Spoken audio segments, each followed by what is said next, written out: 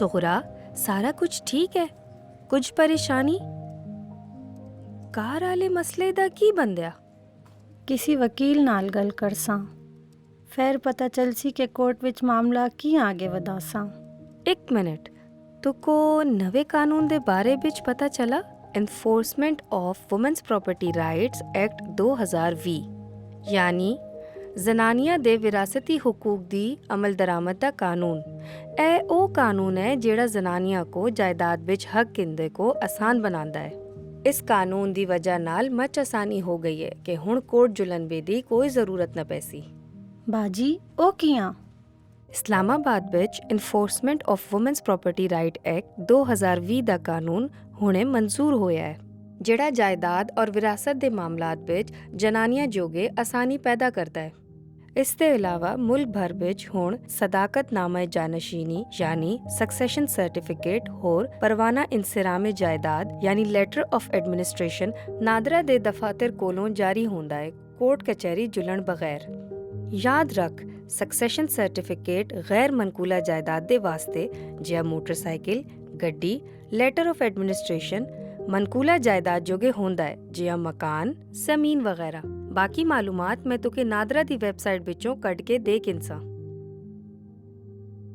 ਨਾਦਰਾ ਦੇ ਕੰਪਿਊਟਰਾਈਜ਼ ਨਿਜ਼ਾਮ ਤੇ ਇਸ ਕਾਨੂੰਨ ਦੇ ਜ਼ਰੀਏ ਕੋਰਟ ਕਚਹਿਰੀ ਦੇ ਥਕਾ ਦੇਣ ਵਾਲੇ ਕੰਮ ਜਿਹੜੇ ਥੇ ਉਹ ਖਤਮ ਹੋ जुल्ले। कसी दी फौदगी कोला बाद नादरा अपने खुदकार निज़ाम थियां जायदाद दी बंटवारे दी तफसीलात तैयार कर छुड़ दी और वो भी 15 दिहाड़े दे अंदरे अंदरे ते ये जिहड़ी कार्रवाई थी सारी पक्की कार्रवाई होंदी और ये नादरा दे सारे कागजात कोर्ट और कचहरी दी सूरत च भी काम आंदे। अगर नौबत इस गलतानी पहुंच जुले जियां कि नादरा ते जारी करदे कागजात ते कोई सवाल उठाए या नादरा दी तस्दीक शुदा जायदाद दे अलावा कोई जायदादी मसला दरपेश हुआ। अच्छा, तो बाजी मैं अपनी दरख्वास्त किस तरीके नाल जमा करवा सकदी हाँ? पहले तू था अपना CNIC नंबर ते फौत होने वाले दा डेथ सर्टिफिकेट जमा करा लनी। फिर सारे वरसा दी मालूमात ते फौत होने वाले दी जायदाद च मनकूला ते गैर मनकूला चीज़ां दी तफसीलात भी नादरा च जमा करा लनी। फिर सारे वरसा नादरा जुल के उनके ऑफिस च अपनी रजामंदी दी तस्दीक कर ले। फिर नादरा एक नोटिस अखबारात च शाया कर लो जिस च थोड़ी जायदाद दे हिस्से दे हवाले च इख्तलाफात जमा कराने दा एक मौका दिता जुल लो। अगर फिर कोई एतराज़ करदा तो नादरा तो का मुतला कर छोड़ लो, वरना अखबार च नोटिस दे 14 दिहाड़े खोले बाद नादरा थोड़ी दरख्वास्त मंजूर करके ली तो का थोड़ा ऐसा बासानी मिलजुल सी। अच्छा, अगर मुँह को कोई मुश्किल पेश आंदी हुई ते? Enforcement of women's property right act 2020 ਦੇ ਤਹਿਤ ਅਗਰ ਕੋਈ ਨਾਇਨਸਾਫੀ ਹੋਵੇ ਜਾਂ ਕਿਸੇ ਜ਼ਨਾਨੀ ਕੋਈ ਮੁਸ਼ਕਿਲ ਪੇਸ਼ ਆਂਦੀ ਹੋਵੇ ਤੇ ਉਹ ਆਪਣੀ ਕਰੀਬੀ ਜ਼ਨਾਨੀ ਮੁਹਤਸਿਬ ਕੋਲ जुल आखती है। लेकिन अगर शिकायत करने वाला उसी जनानी दा भरा या कोई और रिश्तेदार होवे और वो तुसां दा हिस्सा हड़पने दी कोशिश करदा होवे ते फिर? हाँ, ते enforcement of women's property right act 2020 ਦੇ ਸੈਕਸ਼ਨ 4 ਔਰ ਸੈਕਸ਼ਨ 7 ਦੇ ਤਹਿਤ ਤੂੰ ਇसी सूरत ਵਿੱਚ ਮੁਹਤਸਿਬ ਦੇ ਸਾਹਮਣੇ ਸ਼ਿਕਾਇਤ ਦਰ ਕਰਵਾ ਸਕਦੀ ਹੈ। ਸੈਕਸ਼ਨ 4 ਜ਼ੇਰੀ ਔਰ ਸੈਕਸ਼ਨ 5 ਦੇ ਤਹਿਤ ਵਾਲੀ ਸ਼ਿਕਾਇਤ ਦਾ ਫੈਸਲਾ 60 ਦਿਹਾੜਿਆਂ ਦੇ ਅੰਦਰ ਅੰਦਰ ਹੋਣਾ ਚਾਹੀਦਾ ਹੈ ਔਰ ਫੈਸਲੇ ਦੇ ਬਾਅਦ ਤੋ ਕੋ ਆਪਣੇ ਹਿੱਸੇ ਦਾ ਕਬਜ਼ਾ ਮਿਲ ਜੁਲ ਸੀ। ਅਗਰ ਮਸਲਾ ਮੁਹਤਸਿਬ ਦੇ ਅਦਾਰੋ ਰਸੂਖ ਕੋਲੋਂ ਬਾਹਰ ਹੋ ਸੀ ਤੇ ਸੈਕਸ਼ਨ 6 ਦੇ ਤਹਿਤ ਤੇ ਉਹ ਮਾਮਲਾ ਖੁਦ ਕੋਰਟ ਭਜ ਕਿੰਸੀ। ਇਸ ਤੋਂ ਇੱਕ ਤੇ ਤੋਰਾ ਵਕਤ ਬਚ ਸੀ ਔਰ ਦੂਆ ਇਹ ਕਿ ਮੁਹਤਸਿਬ ਸਿਰਫ ਇਹ ਫੈਸਲਾ ਨਾ ਕਰ ਸੀ ਕਿ ਜਾਇਦਾਦ ਦਾ ਹੱਕਦਾਰ ਕੌਣ ਹੈ, ਬਲਕਿ ਉਹਨਾਂ ਕੋਲੋਂ ਇਹ ਇਖਤਿਆਰ ਵੀ ਹੈ ਕਿ ਉਹ ਆਪਣਾ ਫੈਸਲਾ ਤੇ ਡਿਸਟ੍ਰਿਕਟ ਕਮਿਸ਼ਨਰ ਜਾਂ ਐਡਮਿਨਿਸਟ੍ਰੇਸ਼ਨ ਕੋਲੋਂ ਅਮਲ ਦਰਾਮਦ ਕਰਵਾ ਲਵੇ। ਅਗਰ ਤਹਿਕੀਕਾਤ ਕੋਲੋਂ ਬਾਅਦ ਮੁਹਤਸਿਬ ਕੋ ਪਤਾ ਚੱਲਦਾ ਹੈ ਕਿ ਗੈਰ ਕਾਨੂੰਨੀ ਤਰੀਕੇ ਨਾਲ ਕਿਸੇ ਜ਼ਨਾਨੀ ਦੀ ਹੱਕ ਤਲਫੀ ਹੋਈ ਹੈ तो वो उस जोगे इस्लाही इकदामात नाल पुलिस या मुतालिका इदारिया को बोल आख दिए कि उस जनानी को उसदी जायदाद दा कब्जा दे विला जोले।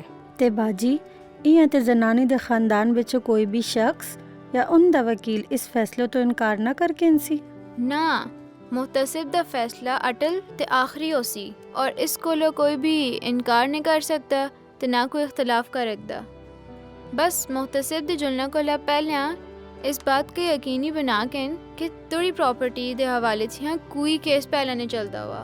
हाँ बाजी एजा ही है, कोई केस नहीं पहले तो, लेकिन अगर खुदा न खास्ता एजा ही होवे तो फिर क्या करना चाहिए? उस सूरत च केस पहले अदालत च जुलसी और फैसला भी उत्थों ही हो सी। लेकिन इस कानून की वजह से औरतों का वकील की फीस या कोर्ट कचहरी के मसलों च नहीं पैना पैंदा।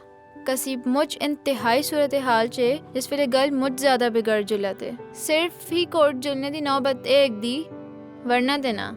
हाँ, दूई अहम गल लॉस ऑफ रेंट यानी किराए का नुकसान जेड़ा इस कानून दी एक शिक है। तोरा मोहतसिब अगर ए फैसला करे कि तुको तोरी जायदाद विचों महरूम रखा गया है और रखे जोल दे ते मुजरिम तो तुकी जायदाद दे नाल उस किराए दे नुकसान दा जुर्माना भी देना पैसी जेड़ा तू कब्जे दे अरसे विच वसूल ना कर सकीए। ए कानून एक मच अहम कदम है, मगर इसकी कामयाबी वास्ते मच जरूरी है कि जनानियां को इस दे बारे विच मालूम होवे और आपरा हक हासिल करन वास्ते इस कानून दा इस्तेमाल भी करन।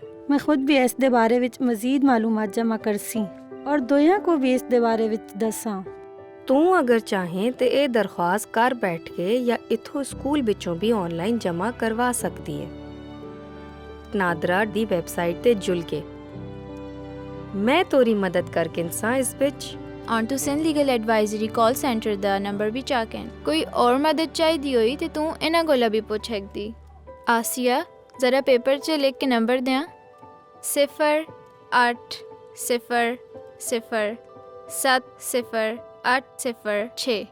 तुसां दोआं दी मुझ मेहरबानी। Sindh legal advisory call centre Sindh government law department नाल शिराकत दे चलाया जाता है। विरासती हुकूक के हवाले सान मुफ्त कानूनी मशवरे लिए Sindh legal advisory call centre 0800700806 तो कॉल करो।